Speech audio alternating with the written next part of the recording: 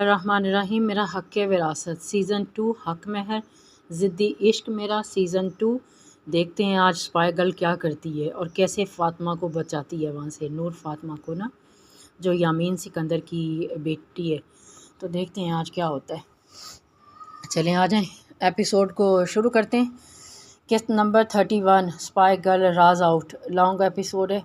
نور فاطمہ زندہ ہے، یہ بات اسے کسی اور کو بھی بتانی تھی۔ فوراً سے موبائل اٹھایا، آنسو پہنچتے ایک نمبر ڈائل کیا، کال جا رہی تھی کہ تبھی دروازہ کھلا اور ریحان غصے سے اندر داخل ہوا۔ ہانیہ جلدی سے مڑتی کال بند کر گئی اور چہرہ بھی پٹ کر لیا تھا۔ تم باز نہیں آئی نا؟ چھپ چھپ کے باتیں سننے سے ایک فائل سائڈ ٹیبل پہ رکھتے ہوئے سرد انداز میں کہتا ہانیہ کی جانب بڑھا، اگر اپنے مشن میں شامل کر لو تو یہ نوبت نہیں آئے گی۔ ہانیہ آہان کے ہاتھوں نے اس کے نرم نازک گردن کو پکڑا، جبکہ ہانیہ پہ رتی برابر اثر نہ ہوا۔ بنا پلکیں جھپکائے وہ آہان کو دیکھے جا رہی تھی۔ یہ تمہیں لاسٹ وارننگ ہے، اب اس سب میں تم نہیں پڑو گی، یہ سب بہت خطرناک ہے اور تم اس سب سے دور رہو گی۔ ورنہ کیا؟ غصے سے آہان کی گرفت اپنی گردن سے چھڑائی تھی۔ ورنہ کیا کر لو گے؟ ہاں، جان سے مار دو گے یا ہاتھ اٹھاؤ گے؟ بتاؤ کیسے باز رکھو گے مجھے، جبکہ میں پیچھے نہیں ہٹوں گی، سلطان کی موت کی گھاٹ اتار کے ہی دم لوں گی۔ جارحانہ انداز میں کہتے وہ آہان کو بہت کچھ باور کروا گئی تھی۔ تمہارا سلطان سے کیا تعلق ہے؟ کیسے جانتی ہو اسے؟ سنجیدہ انداز سے ماتھے پر 2 بل ڈالے وہ پوچھنے لگا۔ ہونا ہو سلطان کو کون نہیں جانتا، انڈر ورلڈ کا بادشاہ ہے وہ، کتنے لوگوں کو مار چکا ہے وہ، کتنوں کے گھر برباد کر چکا ہے، اور تمہارے والدین، ان کا بھی تو اس نے قتل کیا۔ مڑتی ہوئی وہ اسے صحیح معنوں میں آگ کی سیل پہ گھسیٹ گئی تھی۔ ہانیہ، میرے والدین کے ساتھ کیا ہوا کیا نہیں یہ تمہارا مسئلہ نہیں ہے، میرے معاملات سے دور رہو۔ انگلی اٹھا کے سختی سے وارننگ دی تھی۔ ارے تم بھی میرے معاملات سے دور رہو۔ آہان، سلطان میرا شکار ہے، اسے میں ہی موت کے گھاٹ اتاروں گی۔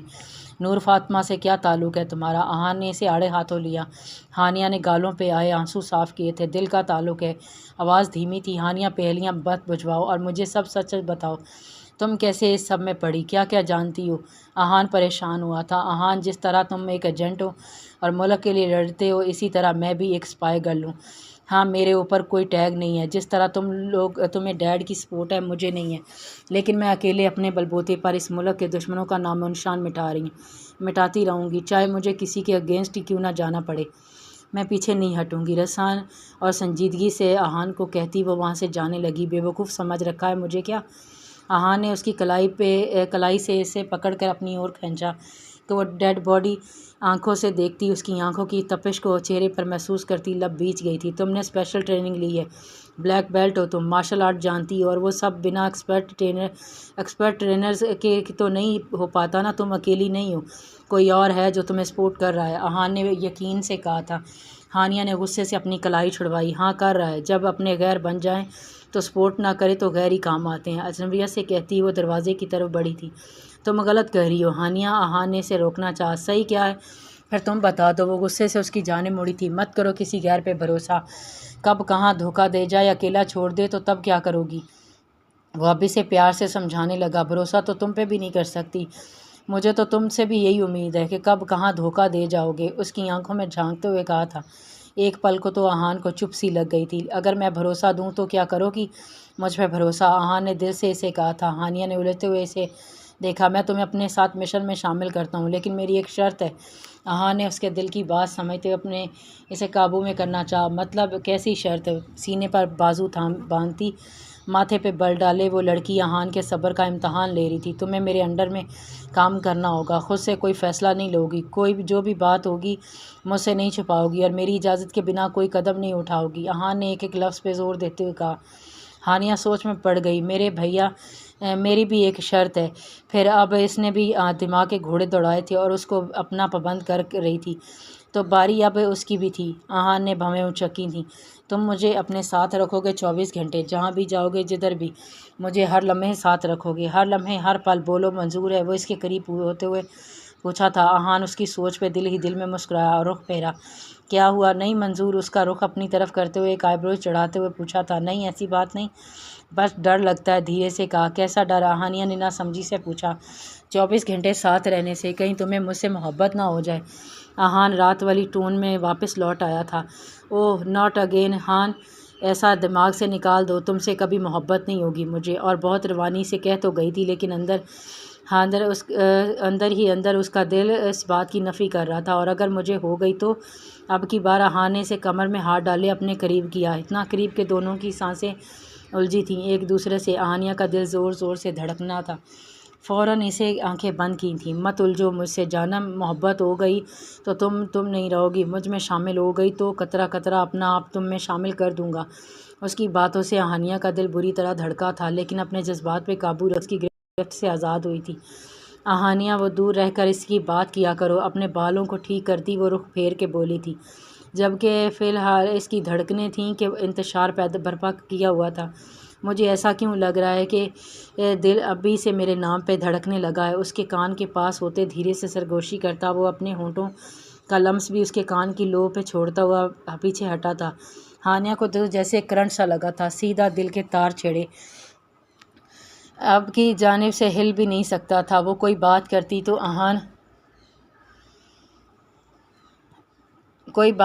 احان کے نمبر پر کال آنے پہ دونوں چونکے تھے۔ بھیگے ہونٹ تیرے، پیاسا دل میرا، اف چینج کر دو اس ٹیون کو۔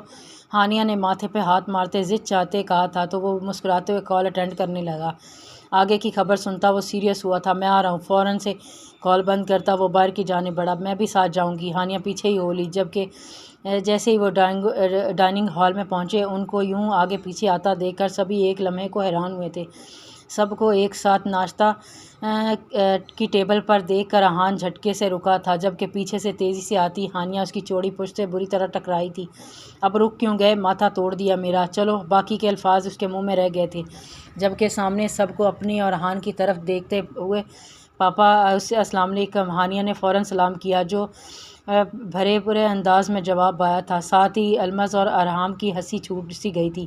واؤ، ایک اور ٹام اینڈ جیری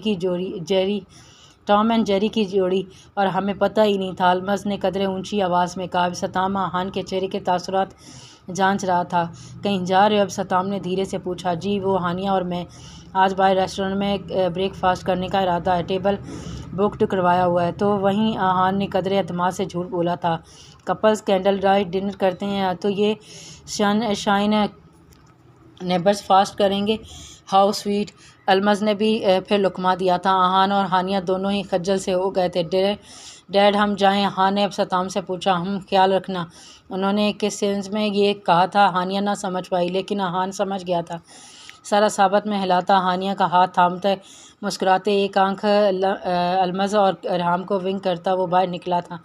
باہر نکلتے ہی ہانیہ نے اپنا ہاتھ چھڑوایا تھا۔ کیا ہر جگہ شروع ہو جاتے ہو؟ ہانیہ پکڑنے کی کیا ضرورت تھی؟ ہاتھ پکڑنے کی کیا ضرورت تھی؟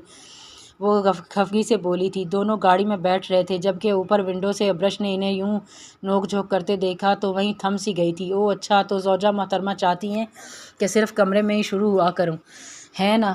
وہ ہر بات کا الٹ مطلب لینا تم۔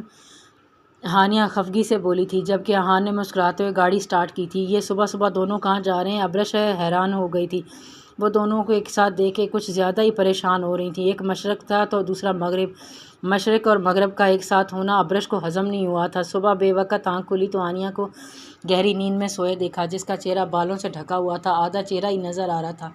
صاف شفاف گردن پہ نظر پڑی تو اپنے دانتوں تلے زبان دبا لی، آگے جھک کے اپنی شدتوں کے نشان پہ لب رکھا تھا، پھر اس کی کلائی تھامی جہاں اسے سٹچز لگے ہوئے تھے۔ اپنے دیے ہوئے زخموں پہ اپنے لبوں کا مرہم رکھتے وہ اس کے محبت میں پور پور ڈوبا ہوا تھا۔ بالآخر محبت کی جیت ہوئی تھی۔ وہ ذرا کی ذرا کسمسائی تھی، لیکن گہری نیند میں تھی۔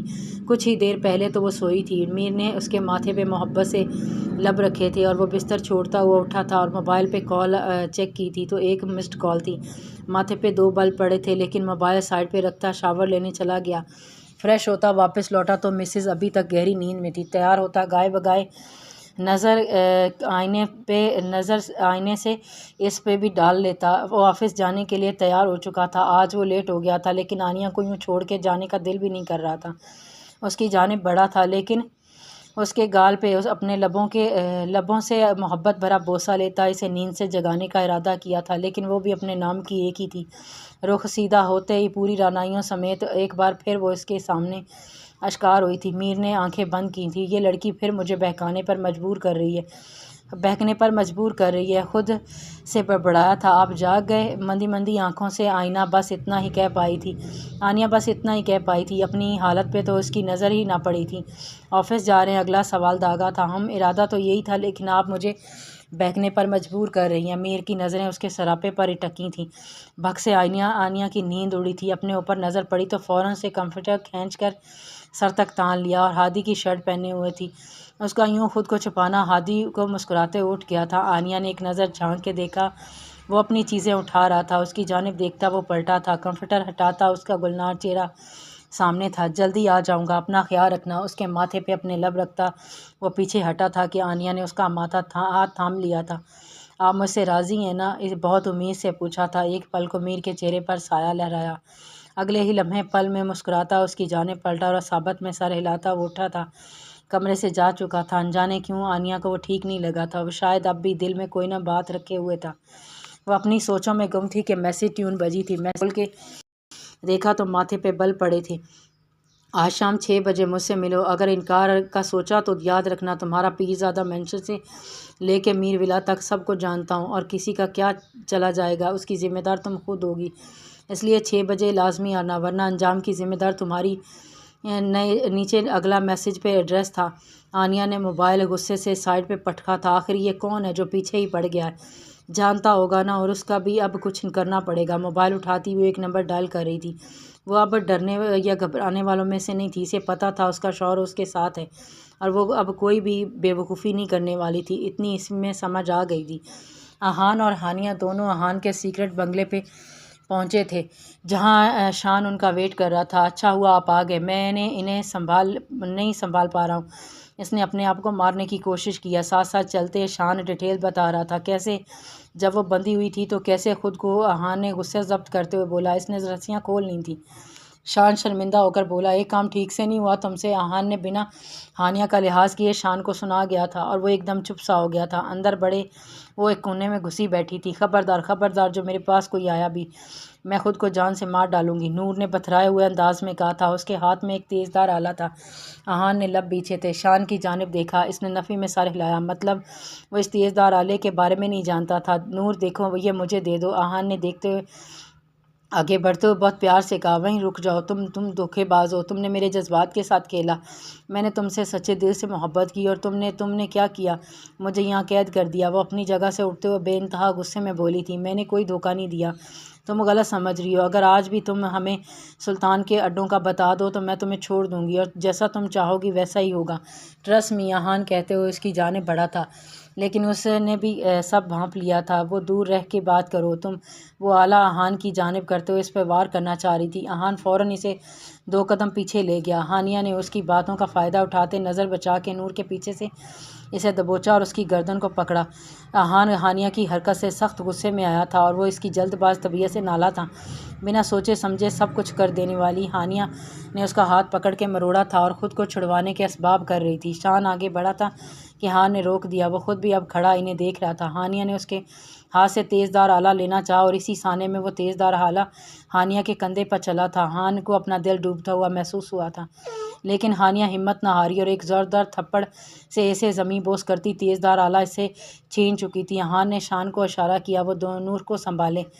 شان اسے واپس اٹھاتا رسیوں سے باندھ گیا تھا۔ ہانیہ کندھے پہ ہاتھ رکھے احان کی جانب بڑھی، جو بنا پلکے جھپکائے سے دیکھے رہا تھا، جو اپنا اور اس کا ضبط آزما رہا تھا۔ وہ درد سہتے تیزدار آلہ اس کے سامنے کر گئی، لیکن درد برداشت کرتے اس کا سر چکرا گیا تھا اور وہ وہیں لڑکھڑائی احان کی باہوں میں جھول گئی تھی۔ میر نے 2-3 بار کال کی اور اسی نمبر پہ، لیکن نمبر بند آ رہا تھا۔ کچھ سوچتے ہوئے وہ پیرزادہ مینشن کا رخ کرتا۔ اب گاڑی روڈ پہ ڈال چکا تھا، اسے اب سب جاننا تھا جو وہ نہیں جان پا رہا تھا۔ احان اسے لیے اپنے اسپیشل روم میں آیا تھا۔ اس کے بازو سے بہتے خون بہہ رہا تھا۔ احان نے اس کے بازو چاک کی اور زخم کا معائنہ کیا۔ شان نے سارا فرسٹ ایڈ کا سامان اس کے سامنے لا چھوڑا تھا اور خود باہر نکل گیا۔ زخم زیادہ گہرا نہیں تھا۔ احان نے اس کے زخم صاف کیا اور اس کے زخم کی ڈریسنگ کی، اسے ایک درد کا انجیکشن بھی لگا دیا۔ وہ وہیں کمفرٹیبل دیتا سارا سامان اٹھاتا واش روم کی جانب بڑھا۔ اس کے ہاتھوں پہ خون تھا، ہانیہ کا خون۔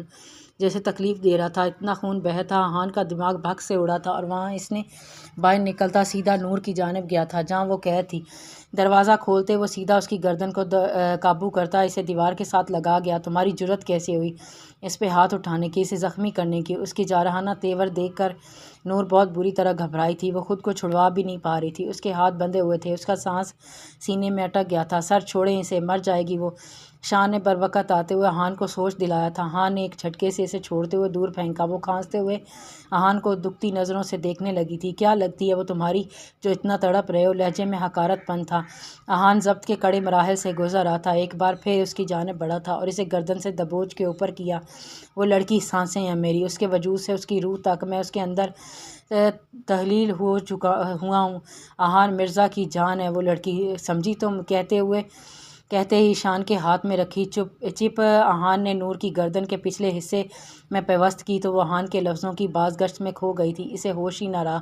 احان نے چپ اس کی گردن پہ لگا دی تھی جو دھیرے دھیرے سے اس کے حواس سلب کرنے لگی تھی۔ احان نے شان کو چپ کے ساتھ کنیکٹڈ ہونے کا اشارہ کیا، وہ سر ہلاتا کمپیوٹر کی جانب بڑھا تھا۔ تم نے میرے ساتھ کچھ غلط کیا، سلطان تمہیں نہیں چھوڑے گا۔ ہوش حواس کھوتے وہ بس اتنا ہی بول پائی تھی، تمہارا وہ باپ اب میرے ہاتھوں بہت جلد موت کی نیند سوئے گا، اس کی فکر اب تم مت کرو، کیونکہ اب موت کے گھاٹ اتارنے میں سب سے اہم کردار تمہارا ہی ہوگا۔ نفرت اور غصے سے کہتے احان اسے ایک جھٹکے سے دیوار کے ساتھ مار گیا تھا، وہ ہوش و خرد سے بیگانہ ہو گئی تھی۔ احان نے شان سے کرنٹ سچویشن پوچھی تھی، چپ نے کام کرنا شروع کر دیا تھا۔ اب صرف آدھا گھنٹہ، اس کے بعد یہ وہ کرے گی جو ہم اس سے کروائیں گے، شان نے خوشی سے بتایا تھا۔ گڈ جاب بڈی۔ احان بھی کافی دیر بعد مسکرایا تھا۔ سر یہ اسپائی گرل آپ کے ساتھ؟ کچھ سمجھ نہیں آیا تھا۔ بیوی ہے میری، کل رات نکاح میں لیا ہے میں اسے۔ احان کے لہجے میں جنون سا تھا۔ شان اس کے جنون دیکھتا ایک دم چپ سا ہو گیا تھا۔ کنگریچولیشن سر۔ احان آگے بڑھا تھا تو احان نے مسکراتے ہوئے اسے گلے سے لگایا تھا، جبکہ دروازے میں کھڑی ہانیہ انہی قدموں سے واپس مڑی تھی۔ وہ لڑکی سانسیں ہیں میری، اس کے وجود سے اس کی روح تک، میں اس کے اندر تحلیل ہوا ہوں۔ احان مرزا کی جان ہے وہ لڑکی، سمجھی تم؟ احانیہ اس الفاظ کی بازگشت اپنے ارد گرد میں ہوتی محسوس کر رہی تھی۔ اسے احان کے کمرے سے نکلتے ہی ہوش آ گیا تھا۔ وہ سخت جان تھی، 1 سال کی ٹریننگ نے اسے مضبوط بنا دیا تھا۔ وقتی طور پر اسے تکلیف ہوئی تھی لیکن یہ زخم اس کے لیے بہت بڑا نہیں تھا۔ وہ بھی احان کے پیچھے ہی گئی تھی، احان کے الفاظ کی باز گشت کو وہ اپنے اندر اترتے ہوئے محسوس کر رہی تھی۔ کیا واقعی میں احان مرزا مجھ سے ہانیہ ابتسام سے محبت کرتا ہے؟ ہانیہ دل ہی دل میں خود سے سوال کرتے الجھ رہی تھی۔ نہیں، وہ ایسا کیوں کرے گا؟ وہ بس مجھے ٹیز کرنا چاہتا ہے۔ وہ جھوٹ بول رہا تھا، وہ مجھ سے پیار۔ ہانیہ اس کی آنکھوں میں دیکھنا اور پتہ چل جائے گا۔ دل نے تعویل دی تھی، کیسے دیکھوں؟ وہ تو انہی سوچوں میں غلطاں تھی کہ احان اندر داخل ہوا۔ جاری ہے۔